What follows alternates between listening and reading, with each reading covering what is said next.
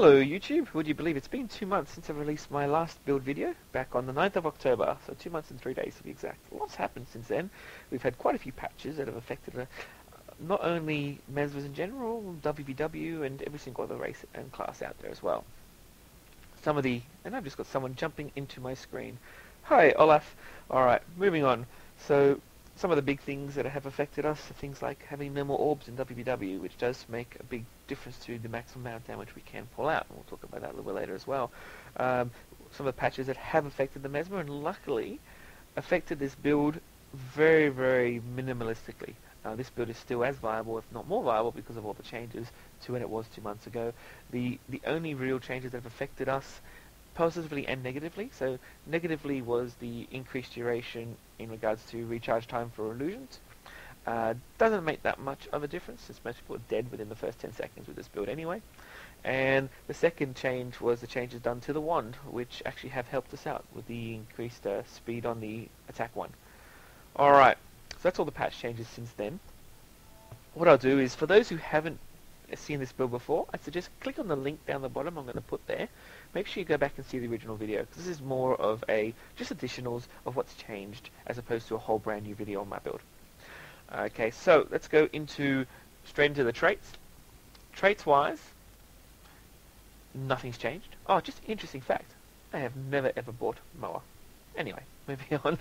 I know people will ask me about that. Traits haven't changed. Domination's still at 20, running crippling dissipation and confusing enhancements. Brilliant, look at that. Inspiration, that was a level 2, is running at 20 with Glam Mastery and Temporal Enchanter, and Illusions is still running at 30 with Master of Misdirection, Blinding Befundament, and of course Dazzling Glamours. Nothing's changed, it works. Why change something when it's not broken?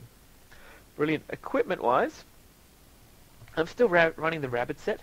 Ignore the way it looks, I've just decided to make myself look a bit more the way I like it to look. Rabbit set being Precision, Toughness, the B skills, and the A skill being Condition Damage. So you'll see that everything is still running Rabbit. If you want to find out where to get the Rabbit equipment, best off checking my first video as well. Still running Superior Rune of Undead. I found nothing better, and Toughness is a big part of my build, hence why I'm still running it there as well.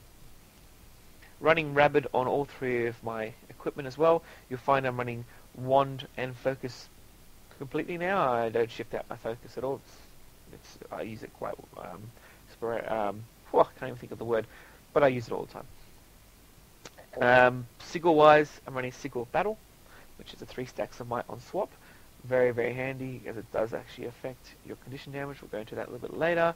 I'm running a Squiggly Spooch, just because I'm an Invader Zim fan, but it does run, again, the Rabbit, Precision, Toughness, Condition. Testing out the Superior Sigil of Restoration. This has always been the Sigil that I've played around with and never known exactly what to go with. So if you guys have some advice, I'd love to hear it. Put a post down the bottom of what you'd run in place of having, say, a Sigil of Restoration. The reason I'm running this, to give you guys a bit of a background, is I'm doing a lot more 1vx fights where I'm fighting 2, 3, 4, 5 opponents, and I'm finding that this is allowing me to stay alive a lot longer, to kill the last 3 or 4 opponents that I haven't downed yet, because I'm getting the life from killing the first 2. And running the Superior Sigil of Corruption on the staff. Now, I am actually buying a new staff today. The base stats on that staff are actually from a Bramblethorn, but you can get that from the first video. Because once you get to the full 25 stacks of Corruption, this Sigil does nothing for you. And you can remove it, and I'll show you now, and still maintain your stacks. So it's not constituted to having to have the staff on there. My current plan is to have another exact same staff, but running a Sigil Battle, because those might stacks make so much of a difference. Big changes since last time, though, is I have managed to find an upgrade from our pack medals. Yay! So we have got Rabbit set oranges, exactly what we want. 40, 40, 56. Unfortunately, there is no Rabbit jewel out there yet, so we're still running the Chrysocolla jewels, because the condition damage jewel there is worth more than the toughness jewel. On top of that, Colossus Fang. There's a couple with the same name, but again, it is a Rabbit set necklace running at the orange level, which is exactly what we want for this build. So currently everything is running Rabbit orange, except for our rings. If you do know of a ring out there, guys, that has rabbit qualities on it, please, please, please post it below, because that's the only 2 items that haven't rounded off this full set of rabbit. As you can see, I'm still running the Chrysocora Oral Calico Wings of Carrion.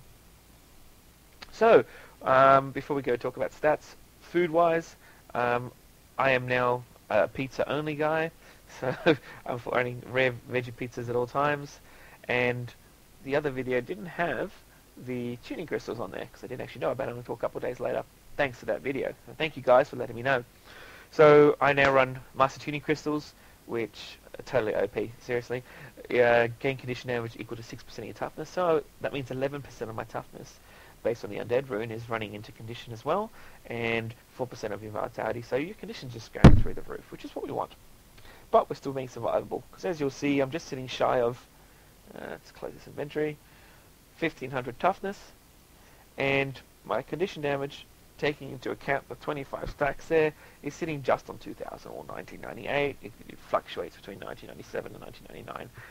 Really depends on random factors. So you got 1 point difference there. But 2000 condition damage is where you want to sit. This equates to 430 damage on skill use per confusion per tick.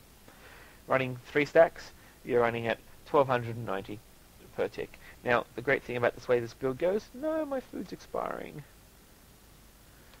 is that because you're going to be getting might from your Winds of Chaos and mights from your swaps, this is going to be sitting anywhere between your 430 your minimum all the way up to about 460, 470 per tick. And the great thing about Confusion is it's based each tick on what your condition damage is at that time. So if I put the Cry of Frustration on, or any condition on now, in regards to Confusion, even though it says 430 a tick, as if when the tick actually happens it's sitting at 460, they'll take the 460 a tick as opposed to the 430. Brilliant. Alright. Utilities and healing. So healing, I'm still sticking with the Prayer of Dwama. Thank you for those who suggested going for the Ether Feast, but the Ether Feast only gives more healing if you have at least 2 illusions out, because this build relies on illusions just being totally sacrificed in whatever F1 to F4 you need. You're never going to have, or it's very unlikely you're going to have 2 illusions out when you cast a heal when you need it. So your Prayer of Dwama is going to give you more bang. Oh, I just wasted the heal. More bang for the buck for you in regards to getting the heals you need. Still running my mirror images, null field feedback.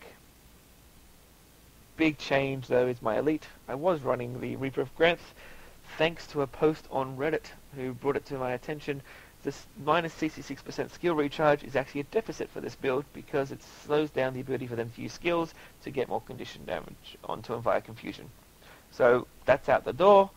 I am now a proud believer of Hounds of Balthasar. The main reason that I'll choose Hounds over, say, Time Warp or Mass Invisibility, which I will use Time Warp and Mass Invisibility if I'm in a big group though, is that the Hounds do burn attacks. Now, they don't just do a single burn attack, they do this leap, with 2 leap, and they do a double burn AoE. Because burn is directly based on condition damage, and we're running at 2000 condition damage, that means that mitigated wise, they're going to be doing a crap load more damage on them. A lot more useful, in my opinion, than your Time Warp or your Mass Invisibility in your 1vx scenarios or your 2vx scenarios as well. Alright, some interesting facts, and I'm going to go for a quick run because I want to show you guys this as well. Hopefully these 2 don't get nerfed now that I release this video. First of all, glam fields. So we've got the standard glam fields of null field feedback. I'm sure everyone knows by now, portal is a glam field, which means you can drop the portal down. It can be sitting there for 60 seconds because you only drop the first one, and you've got a 60-second glam field down. Absolutely brilliant if you're having a siege. Jump down, pop 1 glam field, jump back up, and you've got 60 seconds of condition damage whenever anyone runs over in or out of it. So powerful, and please, please, please don't change it. Ain't it? Also, you drop the second one down, you've got 10 seconds of having a double field there, which is even better as well. On top of that, though, Veil is also a glam field. Brilliant. I actually didn't realize this until recently when one of our subscribers told me about it, and I've totally misplaced your name. I'm so sorry. Just post down there and I'll re-edit it and put a nice big field on the top of it there as well.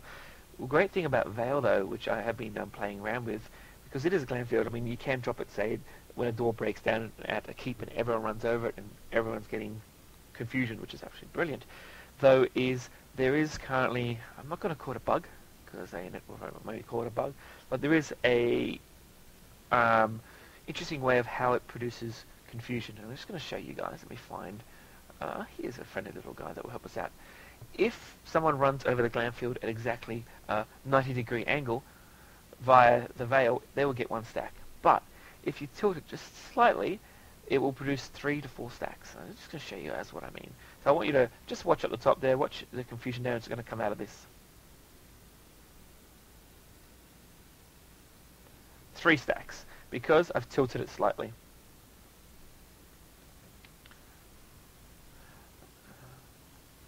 So I just missed out the last one there, unfortunately.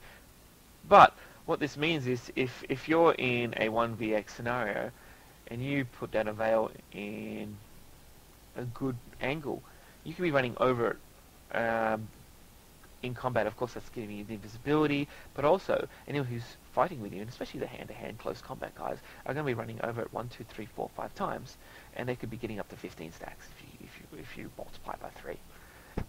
Absolutely powerful if used correctly. Alright, so let me see if I ticked off my utilities, my heal. Very handy to use. I'll still, most of the time, use mirror images just because it's dependable, but I am playing around with veil, so expect to maybe see that appear in a couple of my videos in the future. On top of that, I was going to quickly talk about the might in regards to having it on the Mystic Wand in this case. So just to show you guys what sort of damage improvement it can do, just flick this guy to run over. 3 stacks of might gets me up to 446. With the primary attack on your staff, you can easily have that sitting at about 6, which runs at about 467. So let's see if we can get some more might here. Yeah, it's not wanting to give me might today. Brilliant! That's okay, we'll get there. Okay, get another stack of might. And swap it out. 7 stacks, 462. So it's all about close combat, this build really is. You know, these sort of things help make so much of a difference. And you're running at a 467 instead of a 430. That's an extra 37 damage per condition tick. You're running 10, that's an extra 370. That's an extra condition tick if you're running a 10 stack, for example. So very important to have around there, hence why I want to get the other staff out with 3 more stacks of might.